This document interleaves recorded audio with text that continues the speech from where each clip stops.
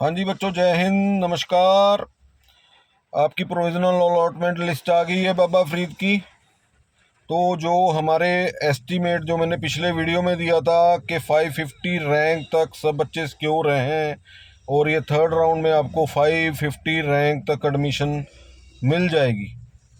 ठीक है जी। तो अभी रैंक क्या है? 378 जो प्रोविजनल अलॉटमेंट लिस्ट में हमारा आया है। ठीक है जी। जर्नल की कट ऑफ क्या है? 652, EWS की 619, BC की 625 एंड फॉर SC 515। देखिए, जो कैटेगरी की आपके बच्चे हैं ना जी, कैटेगरी वाले जो बच्चे हैं, अब उनमें बहुत कम चेंज होगा EWS को छोड़ के।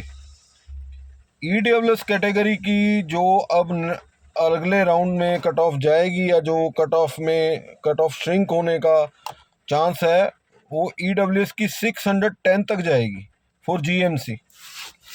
ठीक है जी, फॉर GMC। और अपना बैकवर्ड कैटेगरी की जाएगी ये 618 तक। SC कैटेगरी में ज़्यादा कोई चांस नहीं है अब ड्रॉप होने का, क्योंकि उसकी ऑलमोस्ट सीटें फिल हो गई हैं। तो वो आप सिर्फ 1-2 नंबर का मार्जिन ले सकते हैं कि 513 तक जाएगी। अब हम बात कर लेते हैं जर्नल की कट ऑफ।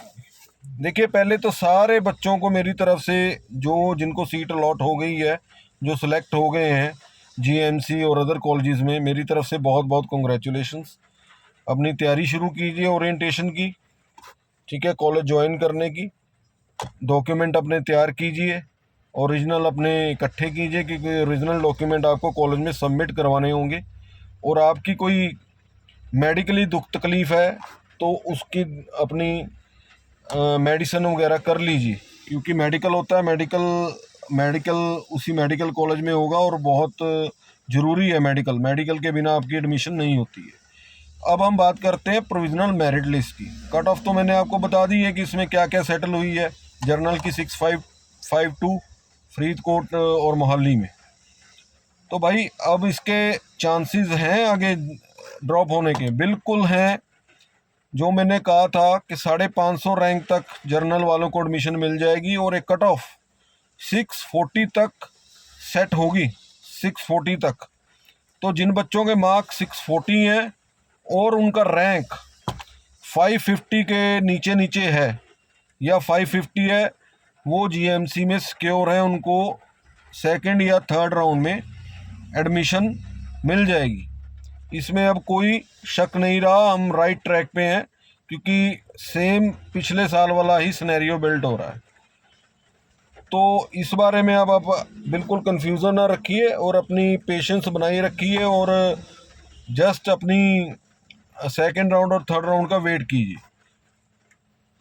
दूसरी जो खबर है, ये है प्रोविजनल अलॉटमेंट लिस्ट। सब ने इसके ऊपर पढ़ लिया होगा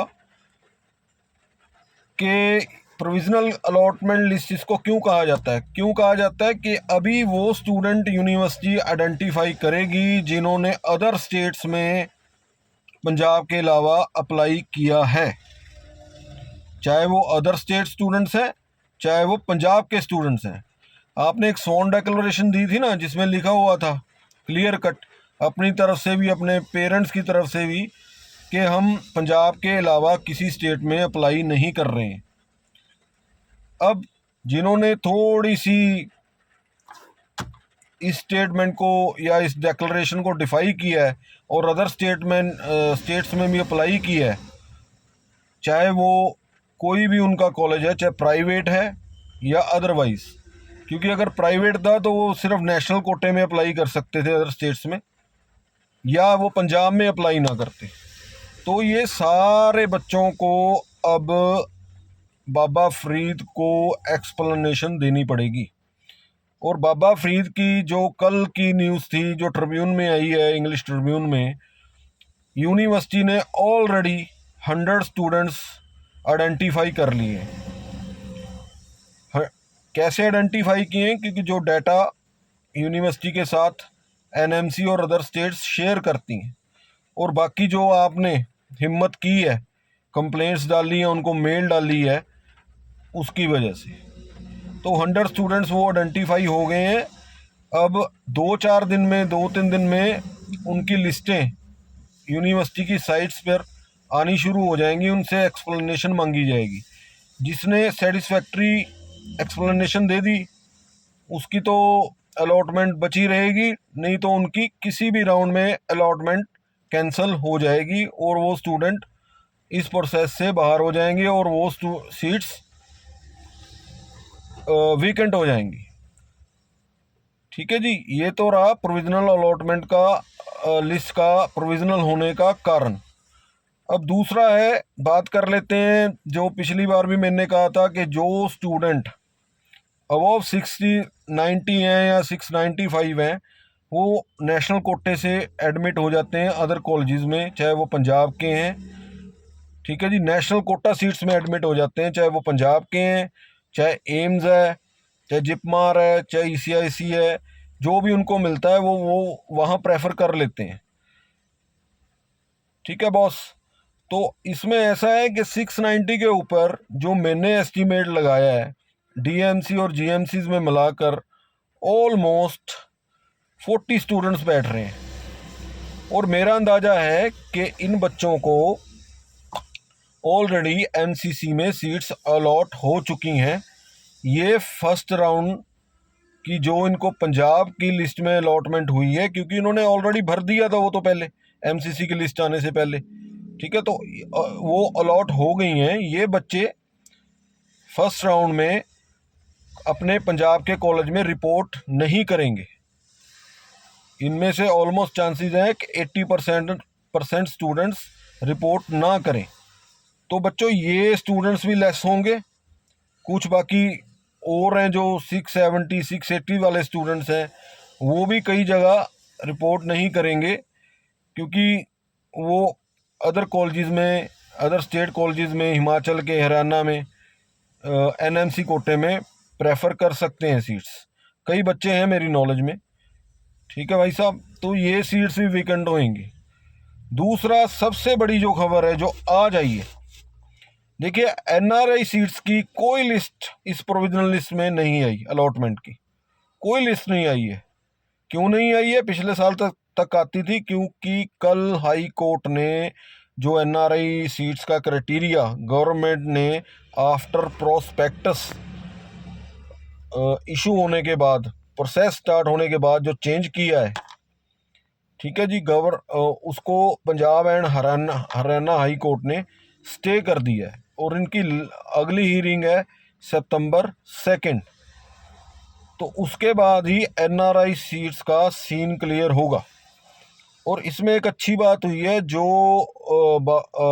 डॉक्टर अंबेडकर कॉलेज मोहाली की सीट्स ओपन की NRI में कन्वर्ट कर दी थी, वो भी इसमें कंसीडर की जाएंगी कि आपने पहले प्रोस्पेक्टस में वो क्यों नहीं बताया, सीट मैट्रिक्स में क्यों नहीं लेस की। तो देखिए वैसे भी ऑलरेडी जो NRI स्पॉन्सर सीट्स हैं उसमें यूनिवर्सिटी बड़े प्रेशर में है। उन्होंने ऑलरेडी फैमिली ट्री दिखाने के लिए वो इन स्टूडेंट से एफिडेविट मांग ली है। ठीक है, चाहे वो GMC के लिए, चाहे वो प्राइवेट कॉलेजेस के लिए। सो जो मैंने पहले कहा था कि अभी कोई घबराने की ज़रूरत नहीं है। जो लोग कह रहे थे कि कोई सीट NRI की खाली नहीं रहेगी, ये है वो है, ऐसा कुछ नहीं होने जा रहा है। NRI की सीट्स आएंगी, वीकेंट रहेंगी, थर्ड राउंड में आएंगी। ठीक है जी, मैं इस बात के लिए श्योर हूँ। तो बच्चों, जो मैं आपको 550 रैंक बता रहा हूँ, 640 कट ऑफ बता रहा हूँ, ठीक है जी, ये इससे भी नीचे जा सकती है फॉर जर्नल कैटेगरी। और अगर जर्नल कैटेगरी की नीचे गई तो BC के भी नीचे जाएगी थोड़ी, और EWS की भी नीचे जाएगी।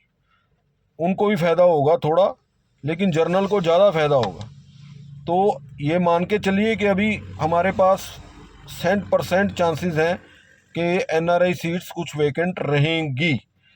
तो बच्चों, हमारे ये मुद्दा उठाने के बाद, NRI और डबल डोमिसाइल का मुद्दा उठाने के बाद कुछ अवेयरनेस आई है, कुछ मेरे और एक्सपर्ट भाई भी इसके बारे में बात करने लग गए हैं। और कीप कंटिन्यू आप इसको बात करते रहिए, प्रेशर बना के रखिए, तो ये हमारी इसमें हमारा जीत हो सकती है।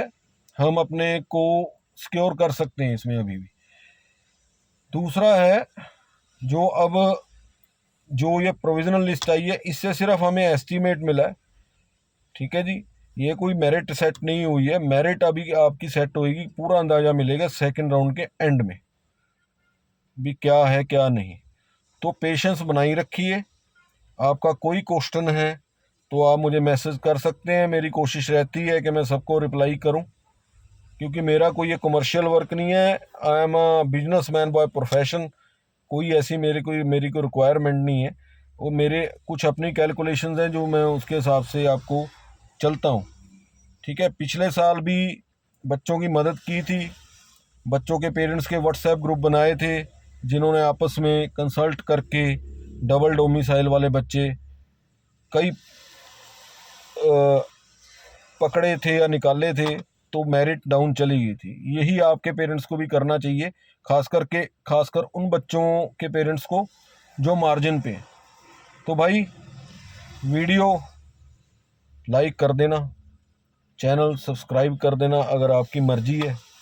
बाकी best of luck for the next round of counselling, ठीक है। मैं आपके साथ हूँ, लगे रहिए, खुश रहिए। जिनको सीटें अलॉट हो गई हैं वो अपनी तैयारी कीजिए, अपग्रेड करना है तो भी तैयारी कीजिए, ठीक है भाई। और मेरी एक रिक्वेस्ट है, जिन बच्चों को एनएमसी में सीट्स मिल रही हैं ना, अच्छे कॉलेजेस में सीट्स मिल रही हैं, वो प्लीज़ एनएमसी के थ्रू, नेशनल लेवल काउंसलिंग के थ्रू ले लें, ताकि पंजाब में ज़्यादा से ज़्यादा सीटें वेकेंट हो जाएं, चाहे वो जर्नल के हैं चाहे मेरे अदर कैटेगरीज के बच्चे हैं।